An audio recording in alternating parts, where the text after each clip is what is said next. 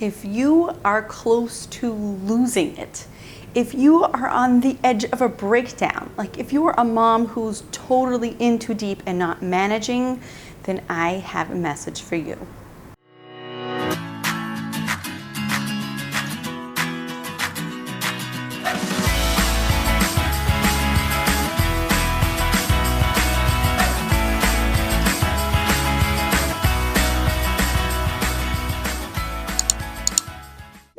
At one point in my young motherhood, when I had 4 little kids, 4 years and younger, actually this started when I was expecting my 4th.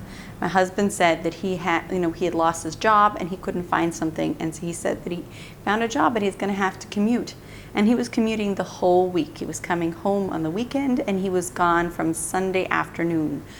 This was the most chaotic time in my entire life. I can't even begin to tell you. I literally cried myself to bed like every single night.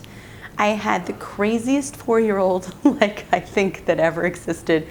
I had a little 3-year-old who followed and copied the 4-year-old in everything that he did. I had a 1.5-year-old who would climb and escaped my house and run out to the street. And I had well, first this started when I was expecting my 4th and I was like totally sick and couldn't manage. I was so sick from the pregnancy. And then I had a newborn baby and I had to nurse her all the time and she always wanted to be nursed. I was literally living the most chaotic life like imaginable. And if I would actually fit them all into the car and get them to the library, they would run all over and wreak havoc, and then the librarian would scream at me and I'd have to leave. And we were talking about sensory disasters where every single thing in the house is like there's water all over the place, there's sand and dirt brought in from outside, there's just always some kind of sensory needing to seek sensory. When I wanted to put my kids to bed, I would try to put the 4 and 3-year-old to bed first, so that then I could get the 18-month-old who had taken a nap into bed just a little bit after, and then nurse the baby at some point in between everything, before, after, middle, all over. I could not get these kids into bed. They would jump all over their bunk bed, and then they would come up with little whispers of how they're going to get out of the room, and then they'd run out. And we had 2 doors.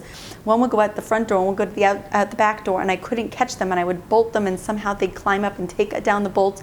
I had neighbors returning them. I actually asked a friend down the block to watch my baby and 18-month-old at some point so that I could just put them to bed with 2 hands.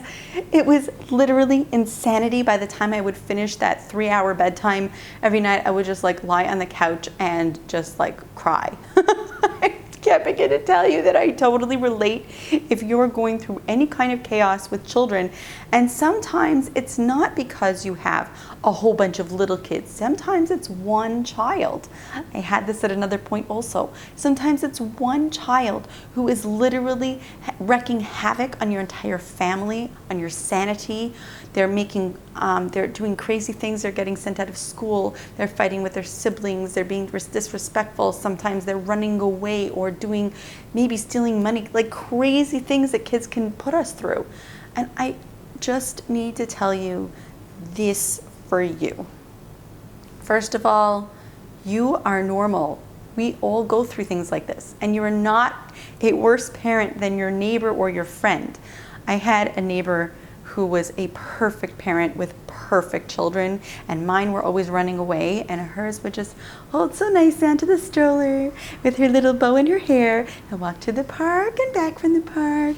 And I went crazy from jealous. It wasn't just jealousy. No, it wasn't jealousy. It was more like I was thinking there's something wrong with me. Why can't I manage? What is wrong with me that I have such a crazy family? So you should know that this is normal. Kids are different personalities, and parents go through these things, so you are normal. But even if I tell you that you're normal, and even if I tell you that this will pass because they grow up, that's not helping you right now. Right now, you need to know that you've got to get yourself some help. You have to tell your relatives, tell your friends, ask neighbors. I actually embarrassed myself to go to a neighbor, a friend down the block, and say, could you please watch my infant, an 18-month-old, while I put these other kids to bed? I asked her probably 4, 5, 6, 7, 8, maybe even 10 times. you've got to do things to help yourself, because people aren't going to help you if they don't know really what you're going through. If you're just laughing it all off, which I often tend to do, and I go, oh, it's crazy, then they just think, yeah, it's crazy, but it's funny and you're doing fine, right? You need to sometimes ask for help. And you know what? If you can afford a babysitter, go for it. Have your babysitter take them to the park and go take a nap for 3 hours. Anything that you can get more sleep so that you're okay and rested. And if you're going through this with an older child, make sure that you make time for you, with your relationships, with your spouse, your mother, your sister, your friends. Go out and do things that fill you up emotionally, spiritually, physically. Get some exercise and fresh air and eat properly. Get enough sleep.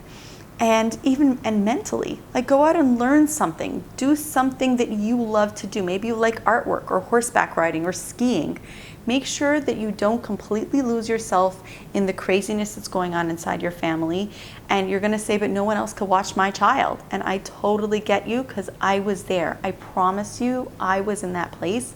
But somehow you've got to figure out how to get, whether it's a spouse or a sister or a relative or someone you pay, to get you some sanity time, because you don't even realize what it's like. You don't even realize how crazy things are getting until you're so far down that you're just like feeling like this is it. You're like on the verge of a breakdown.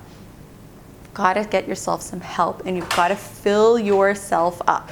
Do things that you love to do. Remember who you are as a person. Remember that the things that you used to love to do. When obviously when I was pregnant, I couldn't go horseback riding, but I always loved to go horseback riding. There's certain, I love going to musicals and to see plays. These are all things I didn't do when I had little kids, and I completely forgot about anything except my children. That was complete focus in my life, which is amazing. It's great. That should be what your focus is. But at some point, if you are really feeling the craziness like weighing down on you, you've got to take a break. You've got to get yourself out and have some sanity, some you time. Make sure whatever you do to get some sleep. If you have twins or triplets or something crazy, or you have like a 18-month-old and a newborn and they're not letting you sleep, and the 3-year-old's also waking up.